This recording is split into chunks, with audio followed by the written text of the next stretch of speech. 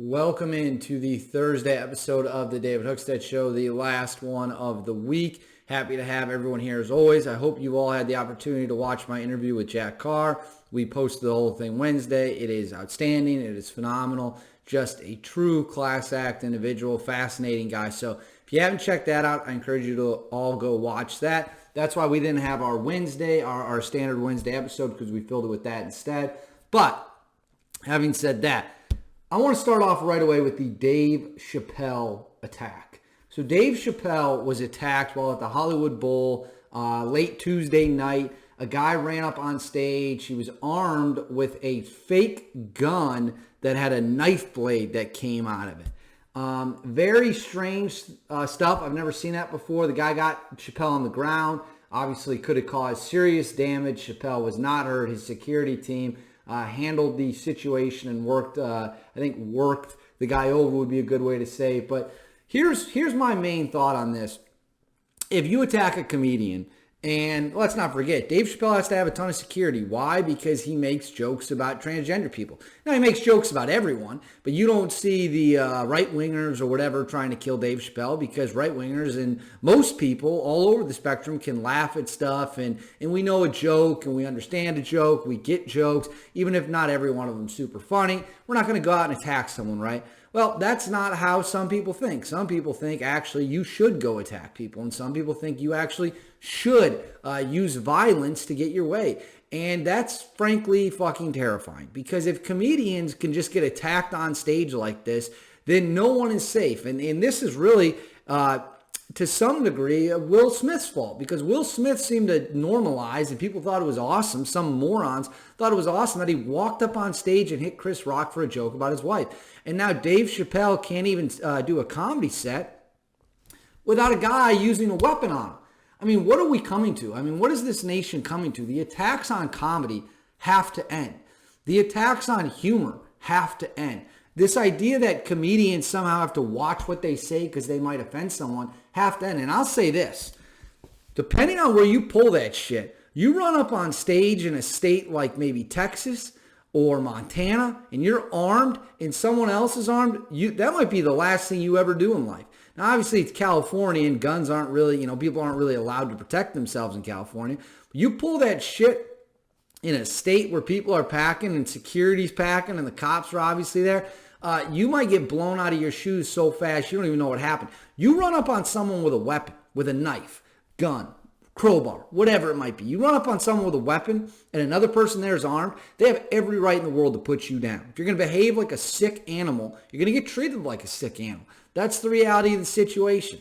So this absolute, I just caught myself. This absolute loser, we'll call him, unbelievable. Unbelievable. I'm glad to see Chappelle wasn't hurt. If you are someone who thinks that this is funny, if you are someone who thinks that comedians getting attacked is funny, you are also a loser. If you attack someone out in public and their security team or anyone else whips your ass, you had it coming. I don't feel sorry for this guy at all. Frankly, I would not have felt sorry if he'd been shot.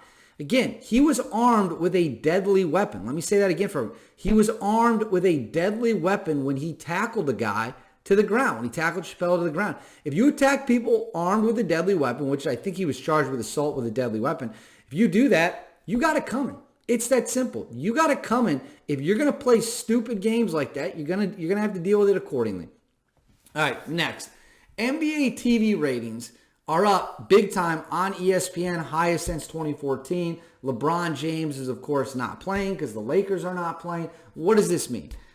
Quite frankly, I think, if anything, if I had to speculate, if I had to guess, it goes to show that fans don't need LeBron James for the NBA to be successful. In fact, if anything, he's holding the NBA back. Why is that? I think the answer is quite simple. LeBron James has made his brand incredibly polarizing. He's no longer LeBron James, the basketball star. He's LeBron James, the activist. He's the LeBron James, the mouthpiece for the far left. He goes after police officers. He bends the knee to China. He refuses to speak up for human rights in China. Meanwhile, misrepresenting what's actually going on in America. So he's alienated half the fans. I mean, conservatives can't stand LeBron James, which is crazy because if you go back 10, 12 years, LeBron James is probably one of the most popular athletes in the entire world. Now, Half the country can't stand the guy, and that means that people aren't going to pay attention to whatever he's doing. Well, when you remove him from the equation and you have players who are just out there playing, and you don't have guys who are giving speeches and defending China at all costs and all that stuff, turns out people want to tune in, people want to watch. So, look, let me be clear. He's a great basketball player. LeBron James is the most gifted, from a talent standpoint, basketball player the world has ever seen.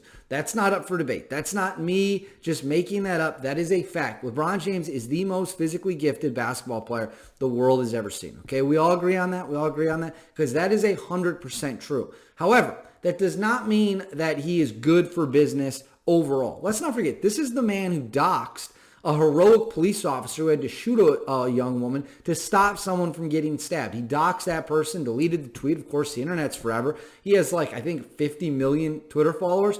So he spread this hateful misinformation to 50 million people. It only takes one of them to be insane for this cop's life to now be at risk.